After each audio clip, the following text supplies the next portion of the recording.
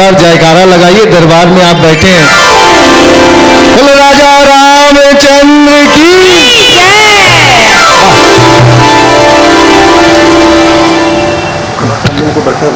हाँ, कथा बढ़ाते हैं। ठीक है, तो आइए कथा के क्रम को थोड़ा आगे बढ़ाएं। हाँ, तो बाली मरते मरते और भगवान से देखिए क्या वरदान मांगता है।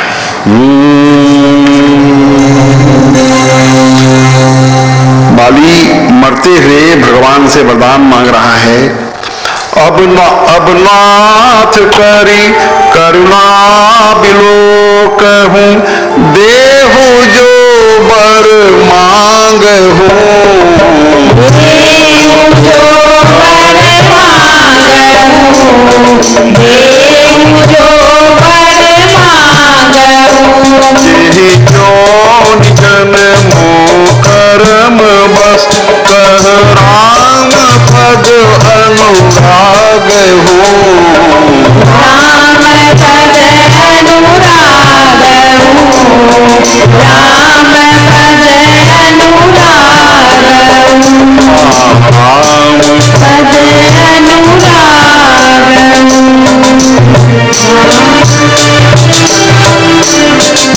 बाली ये वरदान मांगता है कि मैं कर्मवश जिस भी योनि में जन्म लूं, लेकिन जिस भी जन्म में मेरा जन्म हो, जितने भी योनियों में मुझको जन्म लेना पड़े, मेरे को कोई गम नहीं है, कोई शिकवा नहीं, कोई शिकायत नहीं है, लेकिन हर एक जन्म में आपके चरणों में मेरा प्रेम बराबर बना रहे, यही वरदान मांगा।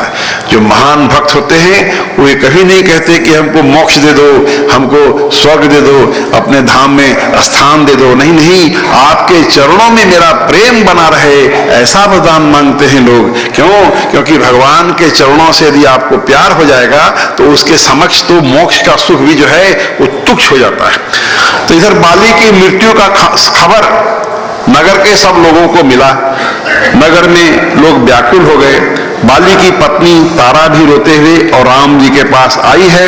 तारा को व्याकुल देख करके और राम जी ने पहले अपनी माया का पर्दा हटा दिया और तारा को ज्ञान दिया। बहुत विचलित है तारा, रो रही है, बाल बिखरे हुए हैं, कपड़े अस्त व्यस्त हैं, आके गिर गई प्रभु के चरणों में कि प्रभु ने आपने मेरे पति को मार दिया। तो तारा की ये खराब अवस्था देख करके और भगवान ने उसको ज्ञान दिया, उसके ऊपर से अपने माया का पर्दा हटा दिया।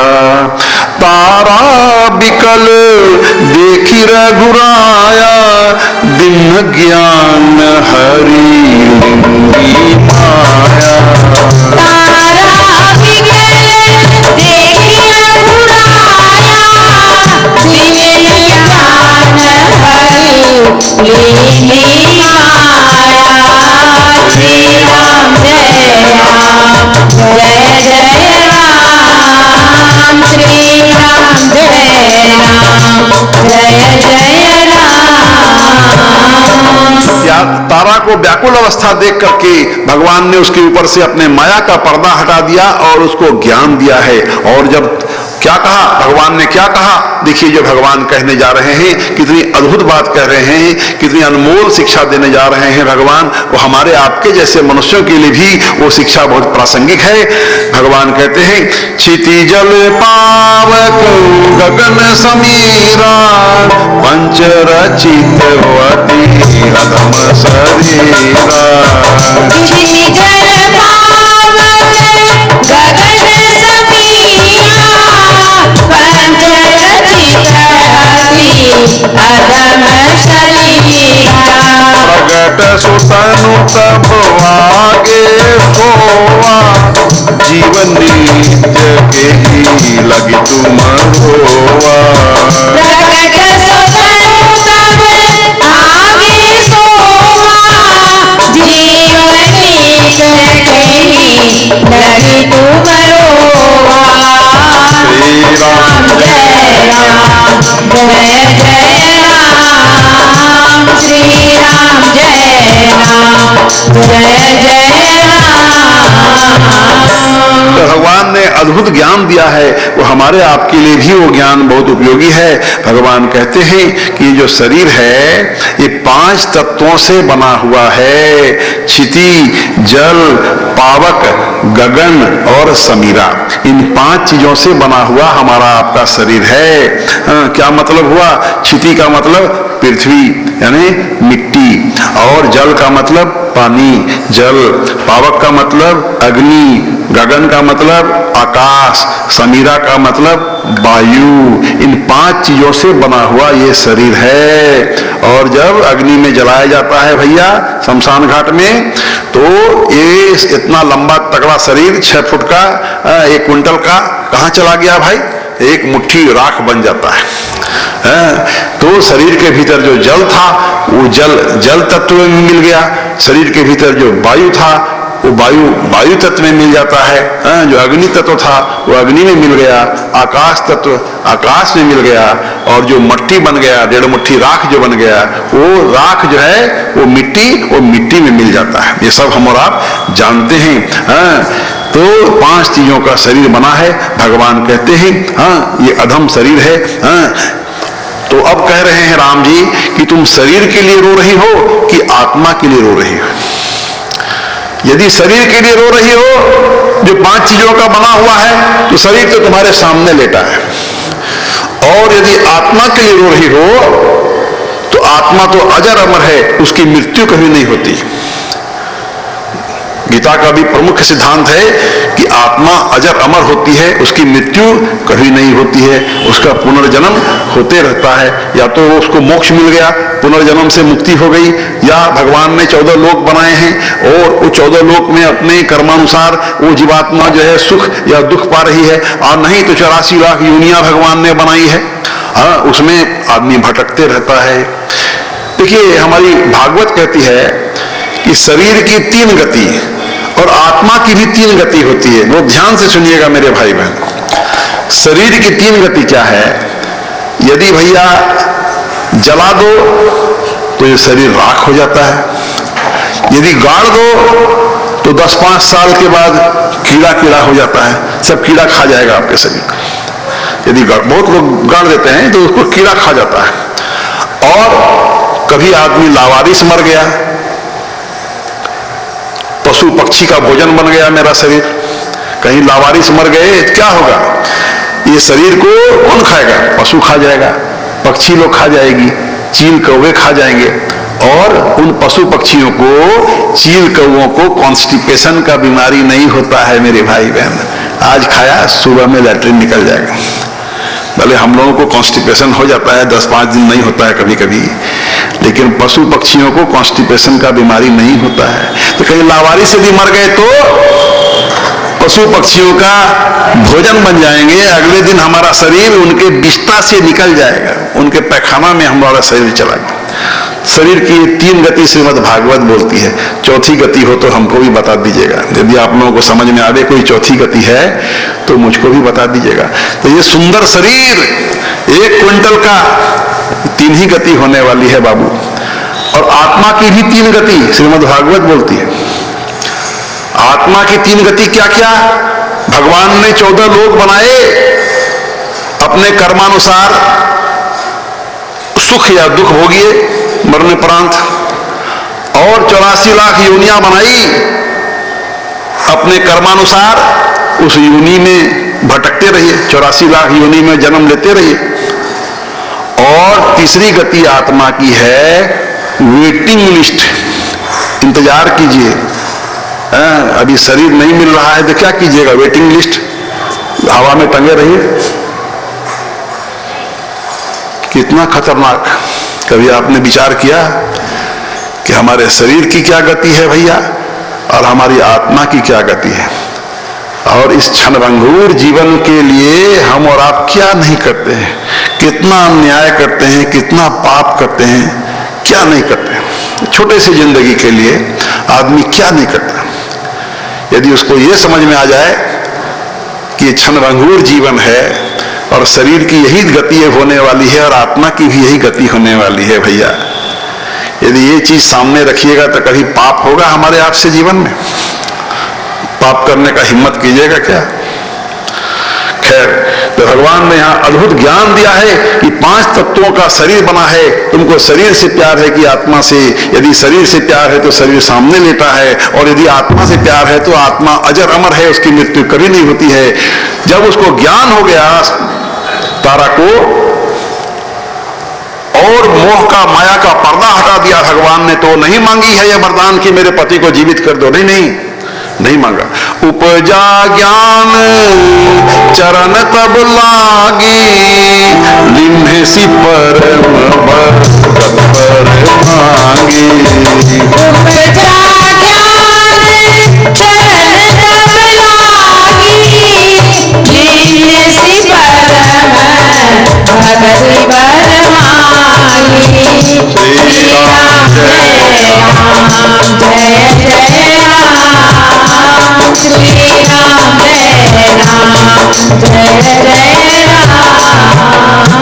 जब तारा को ज्ञान हो गया, उसने नहीं मांगा कि मेरे पति को जीवित कर दो, उसने भक्ति का वरदान मांगा है, भगवान के चरणों में गिर गई है और भक्ति का वरदान मांगा है।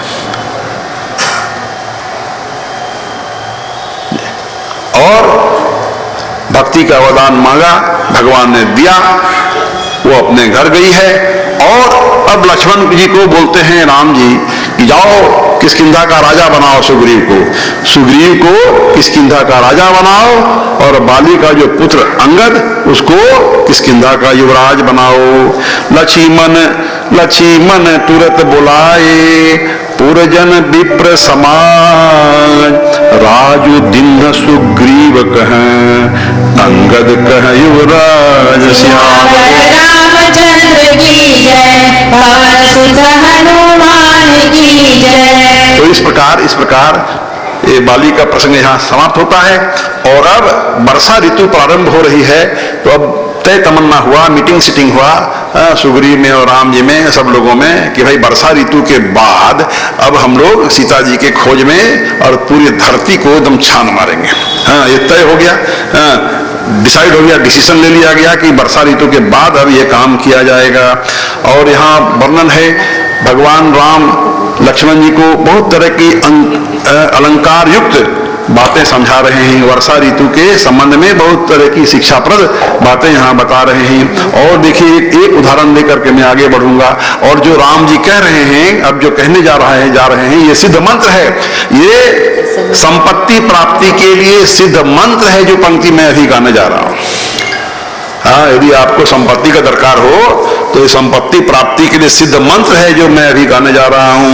समीटी समीटी जल भर ही तलावा, जिमी सदगुण सजन बहियावा। समीटी समीटी जल भर ही तलावा, जिमी सदगुण सजन बहियावा। सरिता जल जल निधि महु जाई, होई अचल जिमि जीव हरि पाई। सरिता जल जल निधि महु जाई, होई अचल जिमि जीव हरि पाई।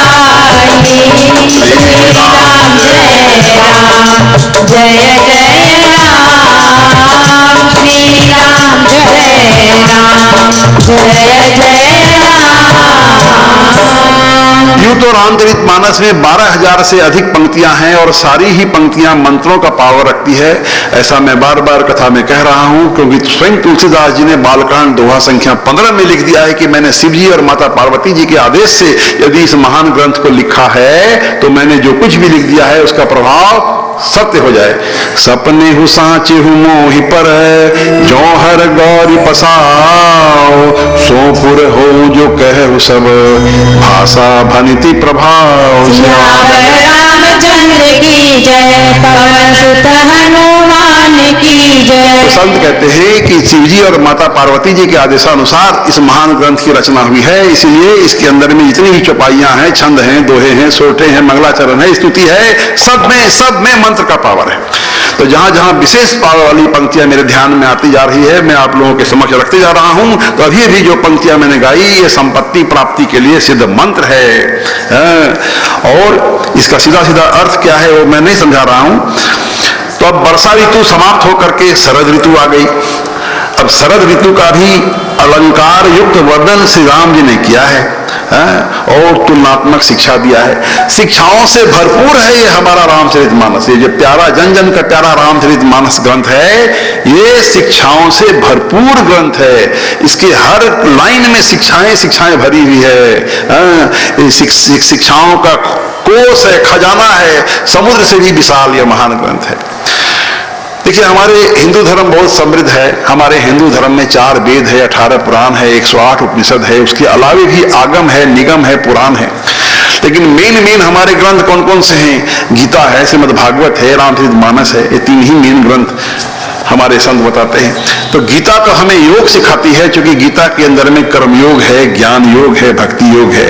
तो गीता हमें योग सिखाती है। श्रीमद् भागवत हमें वियोग सिखाती है, बिछोड़ना सिखाती है, मरना सिखाती है। क्यों? राजा परीक्षित को मालूम था कि आज से 7वें दिन तक्षक नाग के काटने से और मेरी मृत्यु होगी। और शुक्रताल नामक जगह में बट वृक्ष के नीचे बैठ करके गंगा के किनारे सुखदेव मुनि से उसने 7 दिन श्रीमद् भागवत की कथा सुनी है, उसको मोक्ष मिला है। इसलिए संत कहते हैं कि गीता योग सिखाती है, श्रीमद् भागवत वियोग सिखाती है। संसार क्या है? ये संसार तो संजोगों से परिपूर्ण है। ये संजोग है कि हम और आप यहाँ बैठे हैं, आप हमारी कथा सुन रहे हैं। ये जो जितने भी नाते रिश्तेदार भगवान ने हमको आपको दिए, ये संजोग नहीं तो और क्या है? तो संसार तो संजोगों से परिपूर्ण है। लेकिन जन जन का प्यारा रामचरितमानस जो है, ये तो प्रयोग है, प्रयोगात्मक ग्रंथ है। इसकी शिक्षाओं को बहुत सरलता पूर्वक, सहजता पूर्वक हम अपने जीवन में उतार सकते हैं, अपने आचरण में उतार सकते हैं और अत्यधिक लाभान्वित हो सकते हैं। हाँ, इससे सरल और कोई भी ग्रंथ नहीं है। इतना ये महान ग्रंथ है। तो इसकी सभी पंक्तियां मंत्र का पावर रखती है। इस तरह से बहुत तरह की शिक्षाएं भगवान ने दी है। मेरे लिए संभव नहीं है कि उन सारी शिक्षाओं को आपके समक्ष रखूं। आप स्वयं आप पढ़िएगा रामचरितमानस को, महान ग्रंथ है और आप पाओगे कि कितनी शिक्षाओं से भरपूर ग्रंथ है। तो आइए कथा के क्रम को अब आगे बढ़ावें। तो इधर क्या हुआ कि सुग्रीव भोग विलास में ऐसा मस्त हो गया कि राम जी का काम भूल गया। सीता जी को खोजना है, उसने वादा किया था, प्रॉमिस किया था, लेकिन आज अपने प्रॉमिस को भूला हुआ है। भोग विलास में मस्त हो गया। राम जी भेजे लक्ष्मण जी को, जाओ उसको समझा बुझा के पकड़ के लाओ।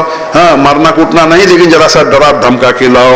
लक्ष्मण जी गए हैं सुग्रीव के पास उसको बुला के लाने के लिए। उधर क्या हुआ, हनुमान जी को भी लग रहा था कि सुग्रीव जो है ये अन्याय कर रहा है, ये राम जी का काम भूल गया है। राम जी से इसका एग्रीमेंट हुआ था कि वर्षा ऋतु के बाद सीता जी के खोज में सभी बानर भालुओं को सारे पृथ्वी का कोना कोना भेजेगा, लेकिन लगता है कि ये भूल गया है। तो हनुमान जी भी समझा रहे हैं सुग्रीव को, और इधर लक्ष्मण जी भी गए हैं, क्रोध किया है, डराया धमकाया है, तो डर गया है सुग्रीव। और तुरंत उसको चेत हुआ, ज्ञान हुआ और दौड़ करके और राम जी के चरणों में जाके गिर गया है। और देखिए सुग्रीव अपनी सफाई में कितनी अच्छी बात बोलने जा रहा है, और जो सुग्रीव बोल रहा है कितनी शिक्षाप्रद बात बोल रहा है। और जो सुग्रीव ने अपनी सफाई में, अपने डिफेंस में जो राम जी के समक्ष जो आर्गुमेंट रखा है, जो तर्क रखा है, मेरा दावा है कि बढ़िया से बढ़िया वकील भी और इतना अच्छा आर्गुमेंट नहीं पेश कर सकता है जितना अच्छा आर्गुमेंट सुग्रीव यहाँ बोलने जा रहा है। ध्यान से सुनिएगा मेरे भाई बहन। देखिए सुग्रीव क्या कहता है अपने बचाव में। नाथ विषय सम मद कछु नाही, मुनि मन मोह करई छन माही। नाथ विषय मद कछु नाही, मुनि मन मोह करई छन माही। नाई चरण सिरु कह कर जोरी, नाथ मोहि कछु नाही न खोरी। नाई चरण सिरु कह कर जोरी, नाथ मोहि कछु नाही न खोरी। श्री राम जय राम, जय जय राम। श्री राम जय राम, जय जय राम। सुग्रीव कहता है, हे नाथ, राम जी से अपनी सफाई कह रहा है कि विषयों के समान कोई मद नहीं है, यह मुनियों के मन में भी क्षण मात्र में मोह उत्पन्न कर देता है। तो फिर मैं तो स्वभाव से ही विषयी हूँ, हाँ मैं तो मनुष्य भी नहीं हूँ, मैं तो बानर हूँ। और बोल रहा है सुग्रीव कि देखो भगवान, मेरी कोई भी गलती नहीं है, मेरा कोई भी दोष नहीं है, मैं आपका काम यदि भूल गया तो इसमें मेरी कोई गलती नहीं। सब गलती किया सुग्रीव, लेकिन बोल रहा नहीं मेरी कोई गलती नहीं। कितना आगे देखिए, कितना अच्छी बात बोलने जा रहा है। बोल रहा है अतिशय प्रबल देव तब माया, छूटहि काम करहि जो पाया। अतिशय प्रबल देव तब माया, छूटहि काम करहि जो दाया। आपकी माया अत्यंत प्रबल है। आपकी माया ने समूचे संसार को ग्रसित करके रखा है। बड़ी शक्तिशालिनी है आपकी माया, बड़ी प्रबल है। और आपकी माया से वही छूट सकता है जिस पर आप विशेष दया करते हैं। जब आप विशेष दया करेंगे तभी कोई प्राणी आपके माया के बंधन से छूट सकता है। और फिर आगे कहता है विषय बस्य सुर नर मुनि स्वामी, मैं पामर पशु यभिकामी। विषय बस्य सुर नर मुनि स्वामी, मैं पामर पशु कपि अति कामी। बोल रहा है सुग्रीव कि विषयों के वश में जितने देवता हैं विषयों के वश में हैं, मनुष्य वो भी विषयों के वश में हैं, और बहुत सारे ऋषि मुनि भी और विषयों के वश में चले जाते हैं। तो जहाँ देवता लोग, मनुष्य लोग और बड़े बड़े ऋषि मुनि भी विषयों से मोहित हो जाते हैं, भ्रमित हो जाते हैं, तो मैं तो पापी हूँ, पशु हूँ, मैं तो आदमी भी नहीं हूँ, और मैं यदि विषयों से यदि भ्रमित हो गया, विषयों में मैं यदि बह गया तो इसमें मेरा क्या कसूर है। अरे बड़े बड़े देवी देवता लोग भी विषयों में भ्रमित हो जाते हैं। और देखिए आगे कह रहा है कि ऐसा कौन प्राणी है, सुग्रीव कह रहा है ऐसा कौन प्राणी है जो नारी नयन सर जाहि न लागा, घोर क्रोध तम निष्ठो धागा। नारी नयन सर लागा, घोर क्रोध तम निष्ठो धागा। ऐसा कौन प्राणी है जो नारी के नयन बाण से घायल नहीं हुआ, अर्थात काम। ऐसा कौन मनुष्य है जो नारी के नयन बाण से घायल नहीं हुआ, पहली बात। और घोर क्रोध तम निसी जो जागा, घोर क्रोध ने जिसको अंधा नहीं बना दिया, यानी क्रोध, पहला काम फिर क्रोध। ऐसा कौन प्राणी है जो नारी नयन बाण से घायल नहीं हुआ, मतलब काम, और क्रोध ने जिसको अंधा नहीं बना दिया। और लोभ फांस जेहि गर न बंधाया, सो नर तुम समान रघुराया। लोभ फांस जेहि गर न बंधाया, सो नर तुम समान रघुराया। और तीसरी बात कह रहा है लोभ के विषय में कि ऐसा कौन प्राणी है जिसने लोभ रूपी फांसी से अपने गले को नहीं बंधाया, यानी काम, क्रोध और लोभ। और यदि कोई प्राणी है जो नारी के नयन बाण से घायल नहीं हुआ, जो क्रोध से अंधा नहीं हुआ, जिसने लोभ रूपी फांसी से अपने गले को नहीं बंधाया, यदि कोई ऐसा प्राणी है तो सो नर तुम समान रघुराया, सो नर तुम समान रघुराया। जय राम जय राम जय जय राम, श्री राम जय राम जय जय राम। कितनी शिक्षाप्रद बातें कही है। हमारे सभी संत महात्मा लोग ये समझा के जाते हैं हमको आपको कि काम से बचो, क्रोध से बचो, लोभ से बचो, ये तीनों नरक के द्वार हैं, ये तीनों हमको आपको नरक में धकेल देते हैं। कितने प्रसंगों में, कितने बार हमने आपने ये बात सुना संतों के मुखारबिंद से, लेकिन रामचरित मानस विस्तार पूर्वक समझा करके ये बता रही है कि काम से बचो, क्रोध से बचो, लोभ से बचो, और ये तीन चीजों से यदि हम और आप बच गए तो हमारी पदवी, हमारी महिमा, हम बड़े हो जाएंगे। सो नर तुम समान रघुराया, हे राम जी आपके समान बन गया वो आदमी। यदि भगवान के समान आपको बनना हो तो तीन नरक के द्वार से बचो, काम, क्रोध और लोभ। श्री राम जय राम, जय जय राम, श्री राम जय राम, जय जय राम।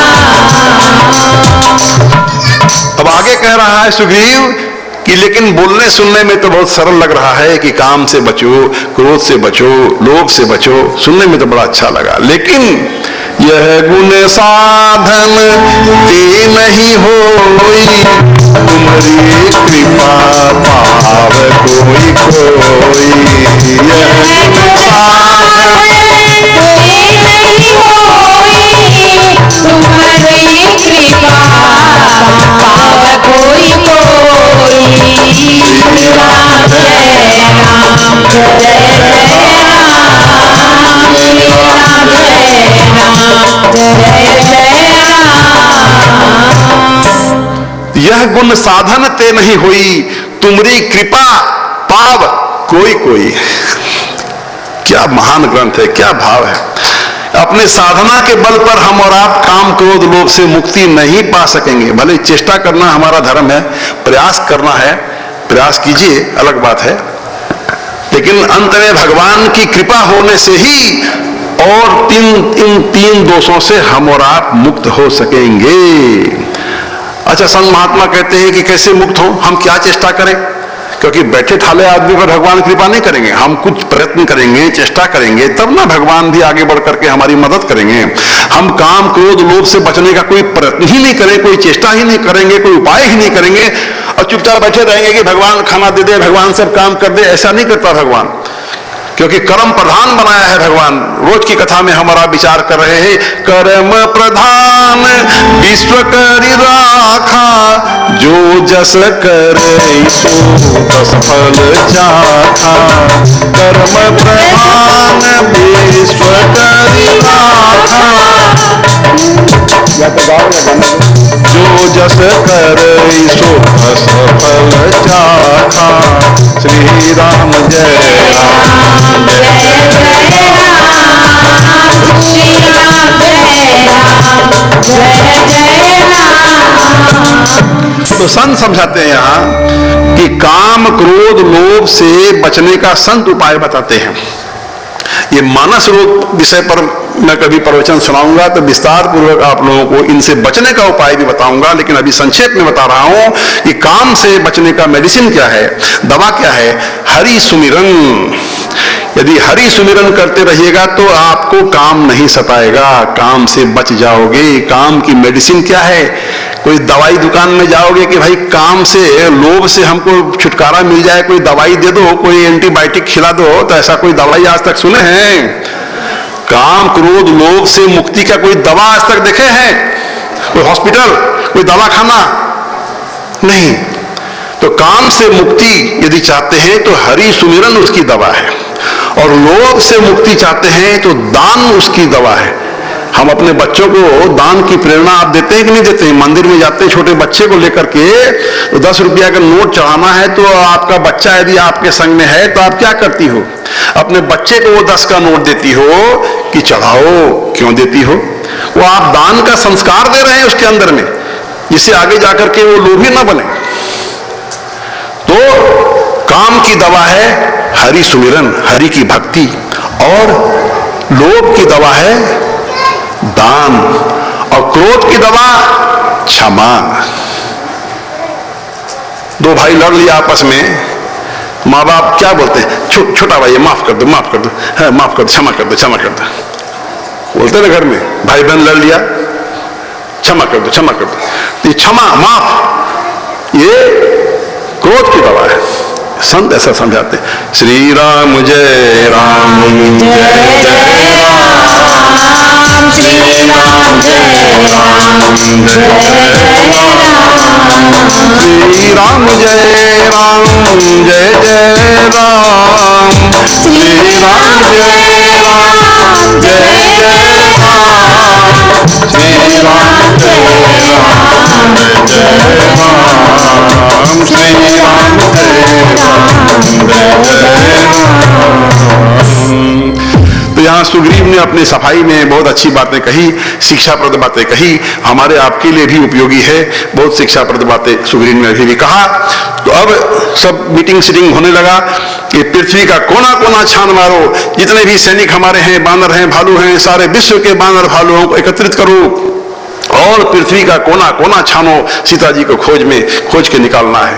सब हलचल मच गया है और पूरे मानव भालू आ गए हैं, सब लोगों को भेजा जा रहा है, पृथ्वी के कोने कोने जाओ। और जो मेन जो लोग थे उनको दक्षिण दिशा की ओर भेजा गया। क्यों? क्योंकि रावण जो सीता जी को लेके जा रहा था अपने विमान से, तो दक्षिण दिशा में गया था, इसलिए हुआ कि दक्षिण दिशा में मेन आदमी जाए।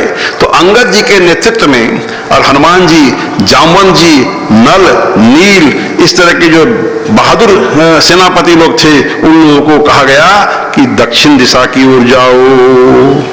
और देखिए हनुमान जी को राम जी ने अपनी अंगूठी दी, अपनी मुद्रिका दी कि जब सीता जी से यदि तुम्हारा भेंट होगा तो कैसे पहचानेगी, कैसे विश्वास करेगी तुम्हारा कि तुम हमारे दूत हो? सीता जी ने तो तुमको कभी देखा नहीं अभी तक। तो राम जी ने अपनी अंगूठी दिया है हनुमान जी को कि पहचान के लिए कि सीता जी तुमको विश्वास करेगी, तुम्हारे ऊपर तुमको पहचानेगी। तो मुद्रिका लेकर के अब सब लोग चले हैं दक्षिण दिशा की ओर, अब जा रहे हैं सीता जी को खोज में। और सुग्रीव वर्ग बता दिया है कि 1 महीना के अंदर में जो नहीं खोज के आवेगा मैं उसकी हत्या कर दूंगा, ये धमकी दिया है सुग्रीव। तो अब दक्षिण दिशा में चले हैं, वहां तपस्विनी स्त्री, एक स्वयं प्रभा नाम की तपस्विनी स्त्री का वर्णन है अरण्यकांड में, जिसकी कृपा से, जिसके मार्गदर्शन से सब लोग समुद्र के किनारे आए हैं। और समुद्र के किनारे में संपाति नामक गिद्ध से भेंट हुआ है, जो जटायु का बड़ा भाई था। जब संपाति को मालूम हुआ कि मेरे भाई का हत्या हो गया, रावण ने हत्या कर दिया है, बहुत दुखी हुआ है और उसका क्रियाक्रम किया है।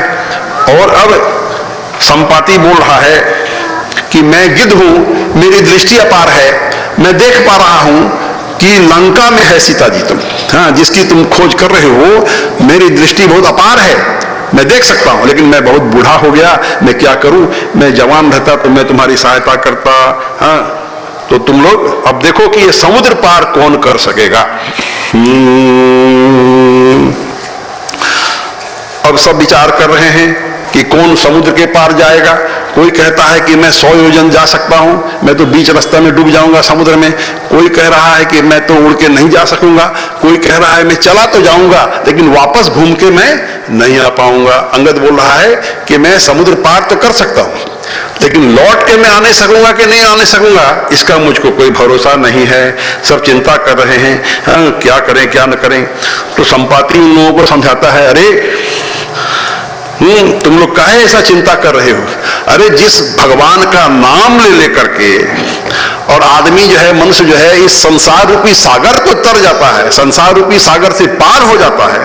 तुम उसके दूत हो, तुम लोग उसके दूत हो, और ऐसे भगवान के दूत हो करके और तुम लोग ये डरपोकपना का बात कर रहे हो, ये कमजोरी दिखला रहे हो। पापी उजाकर नाम सुनी रही, अति अपार भव सागर तरही। पापी उजागर नाम सुनी रही, अति अपार भव सागर तरही। सासुदूत तुम तजि कद आई, राम हृदय हरि करहु उपाय। सासुदूत तुम तजि कद आई, राम हृदय हरि करहु पाई। श्री राम जय राम जय जय राम। श्री राम जय राम जय जय राम। जरूरी नहीं ये लोग रहना रहेगा तो रहे 10 मिनट। भाव सागर से तर जाते हैं और तुम लोग उनके दूत हो और कायरता छोड़ो और राम जी को हृदय में धारण करके और उपाय सोचो। सब लोग चुप हैं, हनुमान जी अभी तक चुप हैं। हनुमान जी कुछ नहीं बोल पा रहे हैं, कुछ नहीं बोला। तब जामवंत जी ने हनुमान जी को बल याद दिलाया। क्या कहा? कहि रीछपति सुनु हनुमाना, बाजू प्रसादी रहे बलवाना। कहि रीछपति सुनु हनुमाना, बाजू प्रसादी रहे बलवाना। श्री राम जय राम जय जय राम। श्री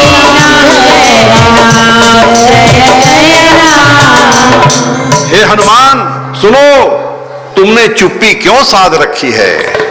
अरे तुम तो पवन देवता के पुत्र हो और बल में पवन के समान हो। तुम बुद्धि विवेक और विज्ञान की खान हो। पवन तनय बल पवन समाना, बुद्धि विवेक विज्ञान निधाना। पवन तनय बल पवन समाना, बुद्धि विवेक विज्ञान निधाना। पवन सो काज कठिन जग माही, जो नहीं होई तात तुम पाही। पवन सो काज कठिन जग माही, जो नहीं होई तात तुम पाई। राम काज लगी तब अवतारा, सुनत ही भय पर्वताकारा। राम काज लगी तब अवतारा, सुनत ही भयउ पर्वताकारा। श्री राम जय राम जय जय राम। श्री राम जय राम जय जय राम। हे हनुमान, तुम्हारे लिए असंभव क्या है दुनिया में? कौन सा काज है जो तुम नहीं कर सकते हो? कोई भी काज तुम्हारे लिए कठिन नहीं है। और अरे तुम्हारा तो अवतार ही हुआ है राम के काज के लिए। राम काज लगी तब अवतारा, सुनत ही भयउ पर्वताकारा।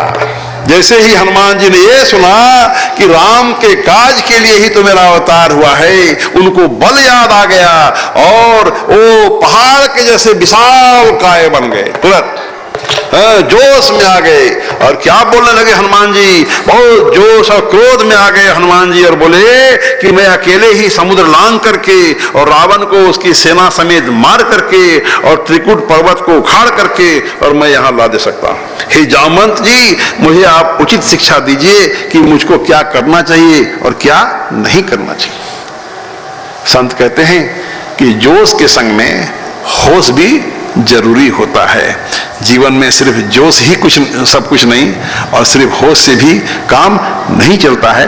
जोश और होश का जहाँ समन्वय रहता है वहीं सफलता होती है, वहीं विजय प्राप्त होती है, वहाँ ही उन्नति होती है। इसलिए यहाँ हनुमान जी जोश में तो आ गए, लेकिन देखिए हनुमान जी जैसा व्यक्तित्व देव भी और जामवंत से सलाह कर रहा है। जामवंत बूढ़ा आदमी है, बूढ़ा रीछ भालू, उससे सलाह कर रहा है कि मैं क्या करूं, हैं आप मुझको बताओ। माने जोश जो है वो होश से सलाह कर रहा है।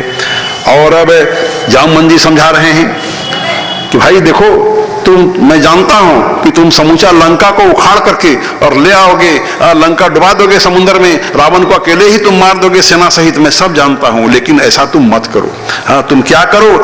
कपिसेन संघ संहारिणी सीचर, राम सीता ही आनी है। राम सीता ही आनी है।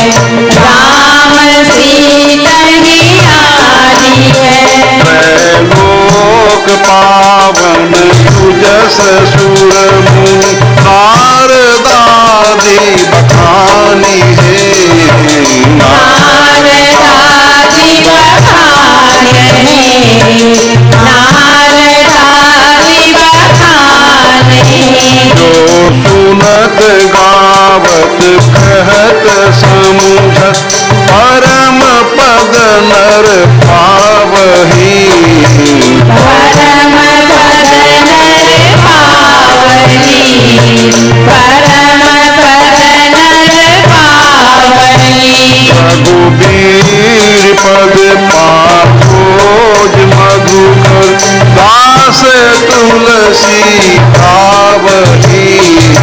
दास तुलसी पावनी, दास तुलसी पावनी, दास तुलसी पावनी, दास तुलसी पावनी।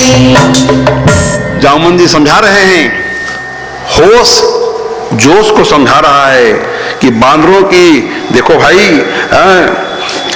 बांदरों की सेना साथ लेकर के और राक्षसों का संहार करके और श्री राम जी सीता जी को लाएंगे, उसी में शोभा है।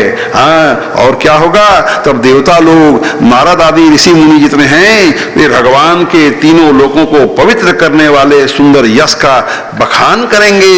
अरे राम जी को ये काम करने दो, जिससे कि सब संत मुनि लोग, देवी देवता लोग और राम जी का गुणगान गाएंगे, उनकी प्रशंसा करेंगे, उनका यश गाएंगे। और राम जी का यश गाने, कहने, सुनने, समझने से मनुष्य परम पद पाते हैं। और जिसे रघुवीर के चरण कमल का मधुकर अर्थात भौरा तुलसीदास गाता है। देखिए, सब काम यदि हनुमान जी कर लेते तो राम जी क्या करते? अरे राम जी का काम राम जी को करने दो, जिससे कि जब राम जी सब राक्षसों का संहार करेंगे, सीता जी को कैद से छुड़ाएंगे, राजा बनेंगे, अयोध्या के राजा बनेंगे, दुनिया उनका यशगान करेगी। हमारे आपके जैसे साधारण मनुष्य उनकी कथा का श्रवण करेंगे, गान करेंगे, चिंतन करेंगे, मनन करेंगे, उनसे प्रेम करेंगे भगवान की कथाओं से, जिससे कि हमारा कल्याण होगा, परम पद की प्राप्ति होगी, मोक्ष पर हमारा आपका अधिकार सिद्ध होगा, विमान आवेगा हमारे लिए मरणोपरांत, सीधे भगवान के धाम हम और आप जाएंगे। यदि सभी काम हनुमान जी आप कर दोगे तो भाई ये मनुष्यों को ये सुख से आप वंचित कर दोगे। इसलिए आप इतना ही करो कि जाकर के पता लगा करके आओ और जो काम राम जी को करना है वो राम जी को करने दो। अच्छा, संत बताते हैं, यहाँ एक आध्यात्मिक रहस्य की बात भी बताते हैं कि हनुमान जी कौन है? शिव जी के अवतार हैं, दुनिया जानती है, रुद्रावतार नाम ही है उनका। और जामवन जी कौन है? वो ब्रह्मा जी के अवतार हैं। और रावण को वरदान दिया कौन कौन मिलकर के? ब्रह्मा जी और शिव जी मिलकर के ही तो रावण को वरदान दिया था।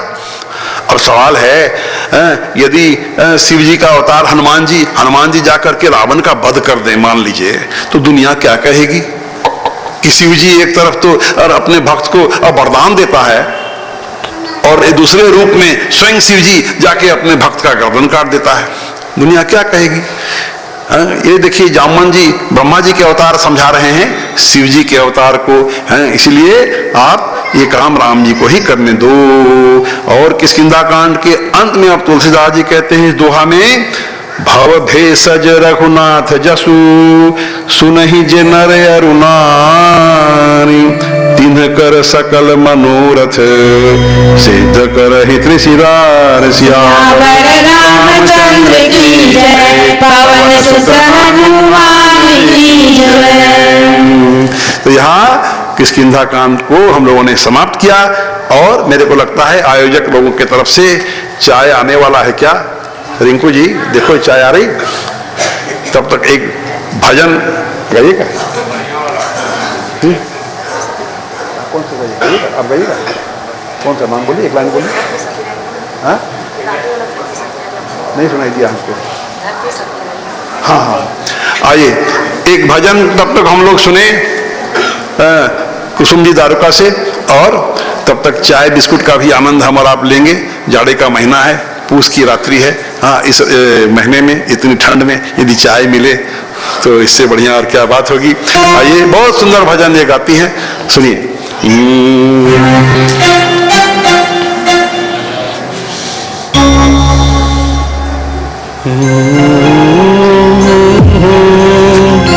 मारो प्यारो राजस्थान,